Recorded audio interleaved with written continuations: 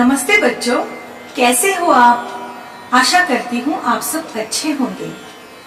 मैं मानिनी पवार आज आपको नृत्य की हस्तमुद्राओं के बारे में बताने वाली हूँ। हाथों की उंगलियां, पंजों तथा कलाई का इस्तेमाल करके निर्माण किया हुआ आकर्षक आकार ही हस्तमुद्रा कहलाता है। अपने जीवन की कोई भी वस्तु या विश्व का या जीवन का कोई भी अंग हस्तमुद्राओं द्वारा बताया जा सकता है या अभिनीत किया जा सकता है। हस्तमुद्रा दो तरीके की होती है। एक है असंयुक्त हस्तमुद्रा, जिसमें सिर्फ एक ही हाथ का इस्तेमाल होता है, और दूसरी संयुक्त हस्तमुद्रा, जिसमें दोनों हाथ का उपयोग होता है। आज हम नृत्य की कुछ हस्तमुद्रा और उनके प्रयोग और उनसे जुड़ी शैडो पपेटिंग के बारे में सीखने वाले हैं। आज मैं आपको अपनी हाथों की उंगलियों के नाम बताने वाली हूँ। ये है अंगुष्ठा, तर्जनी, मध्यमा, अनामिका और कनिष्ठिका। फिर से बताती हूँ, अंगुष्ठा, तर्जनी, मध्यमा, अनामिका और कनिष्ठिका। हाथों की सभी उंगलियां एक दूसरे को जोड़ के एक ही प्रतल में सीधी खड़ी कर देने से पताका हस्त बनता है। ये देखिए, एक ही प्रतल में सभी उंगलियां सीधी खड़ी कर देने से पताका हस्त बनता है। पताका हस्त के प्रयोग है आशीर्वाद देना, पूजा की थाल पकड़ना, किसी को मारना या ना कहना, कोई वस्तु को धकेलना, नदी का किनारा दिखाना, ध्वज दिखाना या फिर किसी ईंट को तोड़ना। इस तरह से तो ऐसे पताका हस्त के अनेक उपयोग हैं। आप भी इसे अपनी जिंदगी में करते होंगे।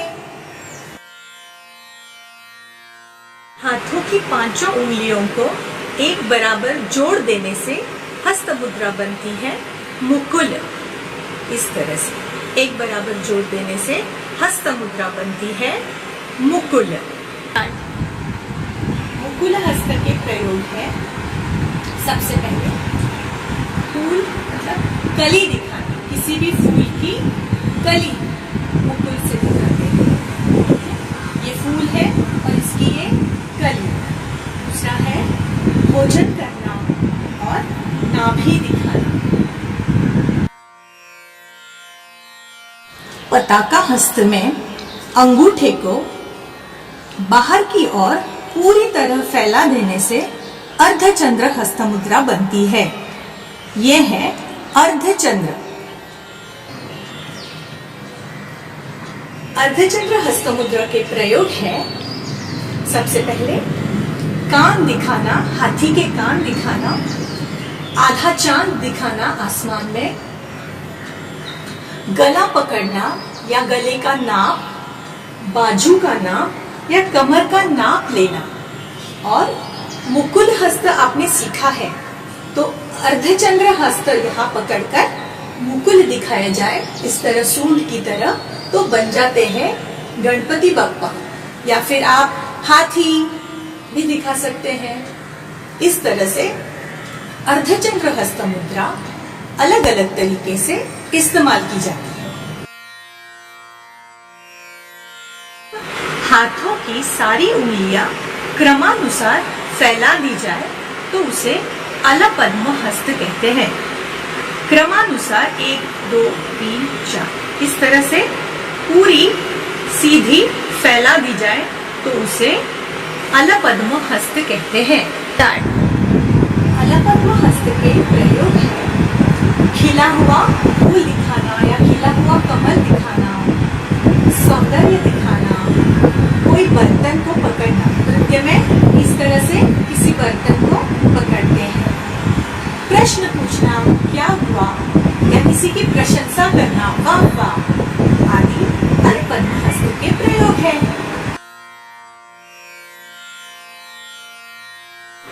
मुष्टि हस्त में अंगूठे को सीधा खड़ा कर देने से शिखर हस्त मुद्रा बनती है। ये है शिखर। शिखर हस्त मुद्रा के प्रयोग है, सबसे पहले धनुष्य दिखाना, किसी पर्वत को दिखाना, पूजा की घंटी दिखाना या टीका। खुद को भी लगा सकते हैं, किसी और को भी लगा सकते हैं। आपने पताका हस्त मुद्रा तो सीखी है, तो पूजा की घंटी और पताका हस्त, इस तरह से पूजा विधि भी आप दिखा सकते हैं। शिखर मुद्रा में पूजा की घंटी दिखाते हैं।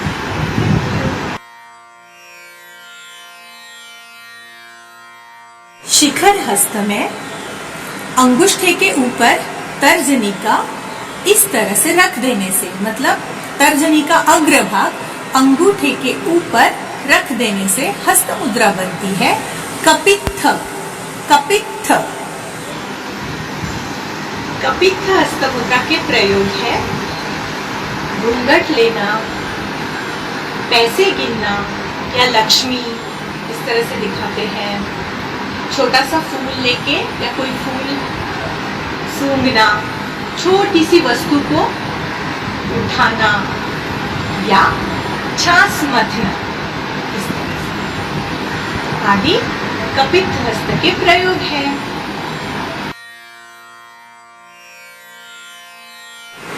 मध्यमा को अंगूठे के अग्रभाग पर रख देने से, अंगूठा का अग्रभाग और मध्यमा का अग्रभाग जोड़ देने से, और तर्जनी को अंगूठे के जड़ पर या बेस पर या अंगूठा जहां से शुरू होता है उस भाग पर रख दी जाए और बाकी की 2 उंगलियां सीधी खड़ी कर देने से भ्रमर हस्त मुद्रा बनती है। ये हस्त मुद्रा है भ्रमर। भ्रमर हस्त मुद्रा का प्रयोग है भौरा दिखाना, फूल के इर्द गिर्द मंडरा रहा है ऐसे भौरा दिखाना, छोटे छोटे पंख दिखाना, या फिर नृत्य में गांठ बांधने के लिए भी भ्रमर हस्त मुद्रा इस्तेमाल की जाती है।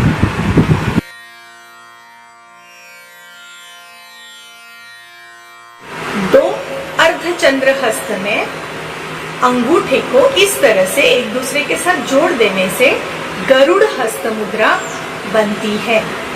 यह है गरुड़। गरुड़ हस्त मुद्रा का प्रयोग है गरुड़ तथा कोई भी पंछी उड़ रहा है ये दिखाना।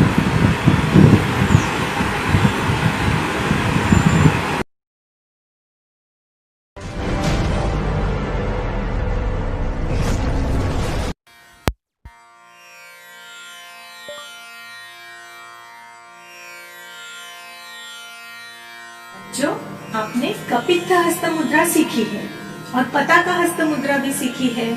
अब कपित्थ और पताका इस तरह से एक दूसरे को जोड़ दिए जाए तो एक पंछी का आकार बनता है। अब इसका शैडो पपेट कैसे बनता है आइए देखते हैं।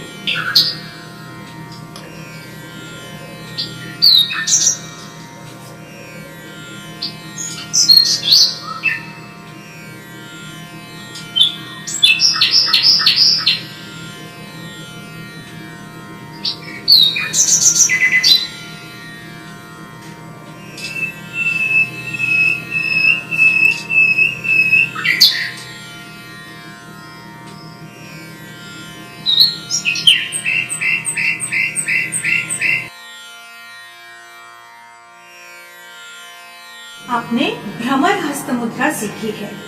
अब ये भ्रमर हस्त मुद्रा शैडो पपेट में एक इसका हिरन बन जाता है। आइए देखते हैं इसका हिरन कैसे बन जाता है।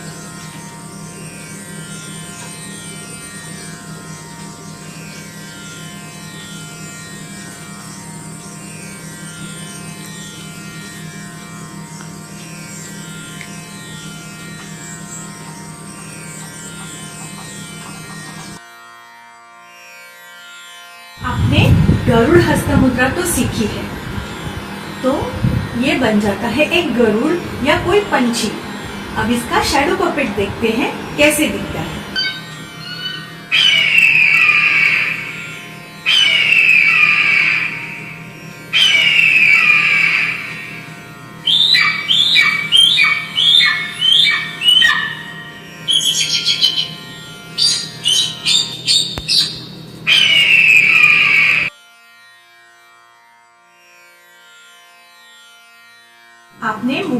हस्त मुद्रा तो सीखी है, मुकुल, और ये हुआ अलपद्म। अब मुकुल हस्त के ऊपर अलपद्म को रख देने से हो जाएगा बारहसिंगा। अब देखते हैं इसका शैडो पपेट कैसे बनता है।